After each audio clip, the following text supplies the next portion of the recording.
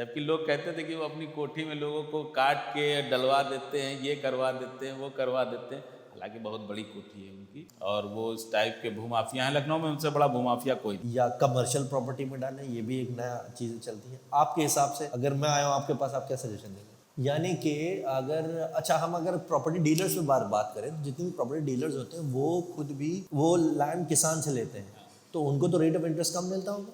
Plot पे 15.6% का rate of interest इसलिए लगाते हैं क्योंकि 4 साल में आपकी प्रॉपर्टी के रेट 2 गुने होने हैं। तो 20 साल के बाद उसकी ग्रोथ क्या हो। काम शुरू करते ही जैसे ही मेरा ट्रैक्टर वहां चलना शुरू हुआ, उस जमीन को बराबर करने के लिए उनके लोग आ गए। को बहुत लोगों ने धमकी भी दी, बहुत कुछ कहा भी। कोई ऐसी पर्टिकुलर इंसिडेंट याद पड़ती है जब आपको लगा हो यार ये तक गलत बयाना हो गया है पीछे ही आ जाएगा?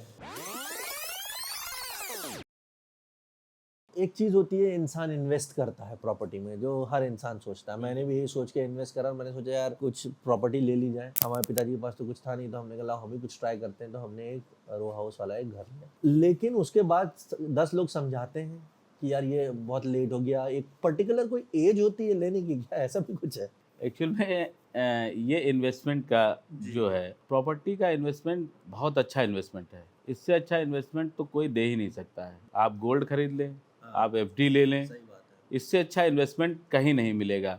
लेकिन अगर आप इस चीज़ को थोड़ा सा पहले 22, 25, 28 साल की एज में अगर किसी प्रॉपर्टी को आप परचेज करते हैं, इवन आप मान लीजिए कि 10 लाख रुपए की प्रॉपर्टी आपने परचेज किया, तो 20 साल के बाद उसकी ग्रोथ क्या होगी, तो आप उसको कन्वर्ट कर लीजिए कि 20 साल के बाद उसकी ग्रोथ क्या होगी। बैंक क्या करती है, जब आप लोन लेते हैं बैंक से किसी प्लाट को परचेज करने के लिए, तो बैंक उस पर क्या रेट ऑफ इंटरेस्ट लगाती है, मैं आपको बताता हूँ।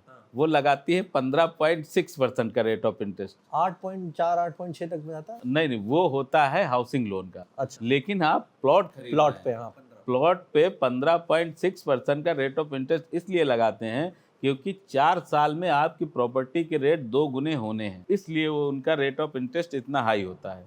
अगर आपने अपना पैसा इन्वेस्ट किया वहाँ पे, तो आप सोचिए कि हर 5 साल के बाद उस 10 लाख का 10 लाख हुआ, फिर 10 का 20 हुआ, और 20 साल के बाद वही प्रॉपर्टी आपको 60 to 70 लाख रुपीस आपको दे के जाएगी। यानी कि हम अगर प्रॉपर्टी डीलर्स में बात करें तो जितने भी प्रॉपर्टी डीलर्स होते हैं वो खुद भी वो लैंड किसान से लेते हैं। हाँ। तो उनको तो रेट ऑफ इंटरेस्ट कम मिलता होगा? नहीं, रेट ऑफ इंटरेस्ट उनको देना ही कहाँ है। वो तो किसानों को, अभी तो खैर 2014 के बाद से स्थितियां सुधर गई हैं, लेकिन पहले क्या होता था कि किसान को ले जाते थे, उनसे कहे कि 20 लाख में आपकी ज़मीन को हमने परचेस किया, 5 लाख दिए और उनसे रजिस्ट्री करा ली। उसके बाद उन्होंने ना कोई नक्शा अप्रूव कराया, ना उन्होंने उस पर किसी प्रकार का कोई आपको सुविधाएं दी। उन्होंने ऐसे ही आपको प्लॉट काट के दे दिए और किसान को भी उसका पैसा नहीं दिया। ये स्थितियाँ बहुत हैं, क्योंकि हम लोग ज़मीनी स्तर पे जुड़े थे, इसीलिए किसानों का दर्द भी हम लोग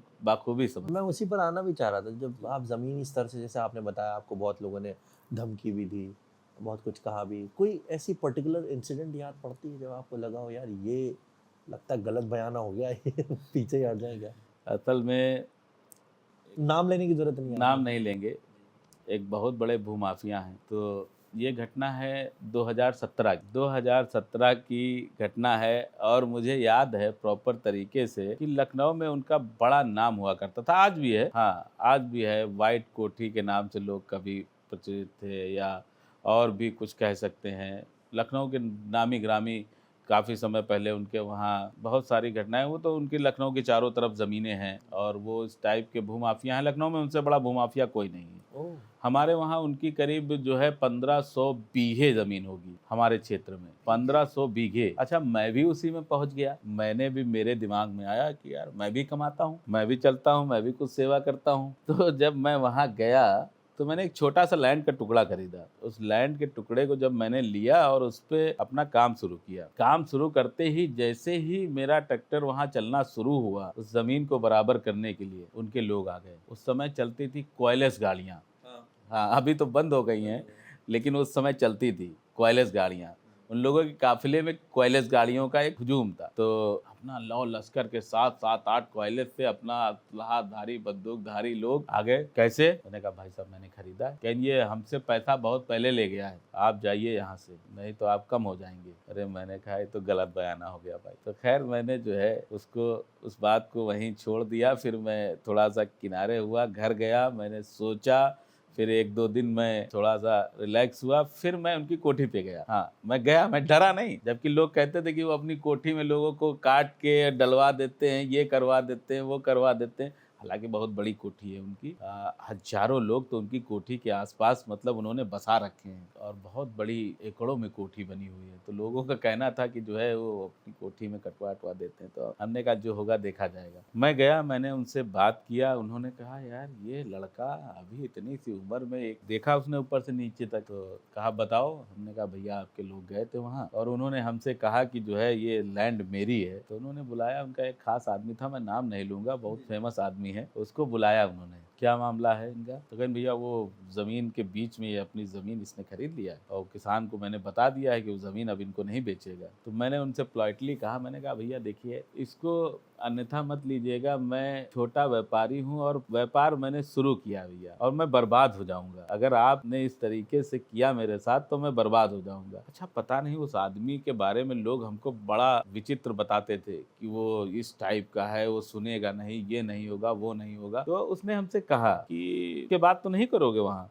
तो मैंने कहा नहीं भैया बस ये करेंगे, इसके बाद मैं वहाँ नहीं करूँगा। तो उसने कहा अच्छा जाओ करो जा करके। तो मुझे बड़ी खुशी हुई। मैंने कहा यार लोग कभी कभी सच भी कहते हैं, कभी कभी झूठ भी कहते हैं। तो मैंने खैर वहाँ काम किया। उसके बाद से मैंने उस क्षेत्र में काम नहीं किया, क्योंकि उन्होंने कहा था इसलिए मैंने उनकी बात को रखा। नहीं बिल्कुल, उन्होंने भी आपकी बात को समझा था। हाँ, मैंने उस क्षेत्र में काम नहीं किया। यानी कि बात करने से बात सुलझ सकती है, बात करने से बात बन सकती है, ये मेरा मानना है। तो ये उस समय मुझे लगा था, जो प्रश्न आपने पूछा उस समय मुझे लगा था यार गलत बयाना हो गया। दूसरी चीज मैं ये जानना चाहता हूँ, लोगों के दिमाग में हमेशा रहता है कि पैसा आया है अभी अभी और अब इस पैसे को कहाँ डालें, एफडी में डालें, प्रॉपर्टी में डालें, सोना खरीद लें या कमर्शियल प्रॉपर्टी में डालें, ये भी एक नया चीजें चलती हैं। आपके हिसाब से अगर मैं आया हूँ आपके पास, आप क्या सजेशन देंगे? देखिए मैं एक सबसे बड़ा सजेशन ये देना चाहता हूँ कि आप जब भी प्रॉपर्टी खरीदें पहले उसका ग्रोथ देखें।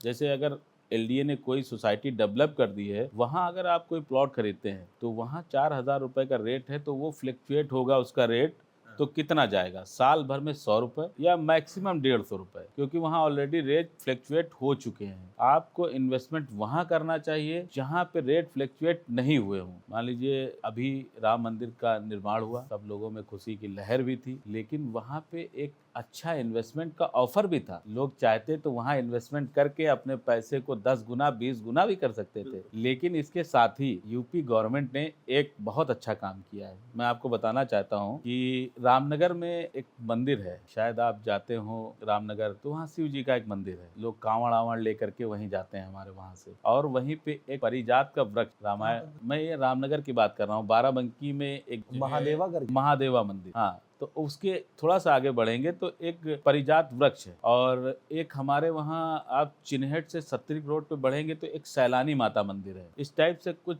जगह गवर्नमेंट ने चिन्हित की हैं जिनको वो डेवलप कर रहे हैं, जहाँ पे विकास होने वाला है। यहाँ अगर कोई इन्वेस्टमेंट करना चाहता है तो वहाँ इन्वेस्टमेंट में अच्छा ग्रो मिलने वाला है उसको। हाँ, क्योंकि वहाँ प्रॉपर्टी आज की डेट में तो कम रेट में है, लेकिन जब आप वहाँ ग्रो हो जाएगा तो प्रॉपर्टी के रेट 2 से 3 गुना बढ़ जाएंगे। तो मेरा सजेशन यही है कि आप बड़ी प्रॉपर्टी में ना इन्वेस्ट करके छोटी प्रॉपर्टी में इन्वेस्ट करेंगे तो वहाँ आपके रेट ज़्यादा बढ़ेंगे। अगर आप कमर्शियल प्रॉपर्टी में जाते हैं तो वहाँ आप को बहुत पैसे देने पड़ेंगे, जो कि एक मध्यम वर्गीय परिवार के लिए देना पॉसिबल नहीं है।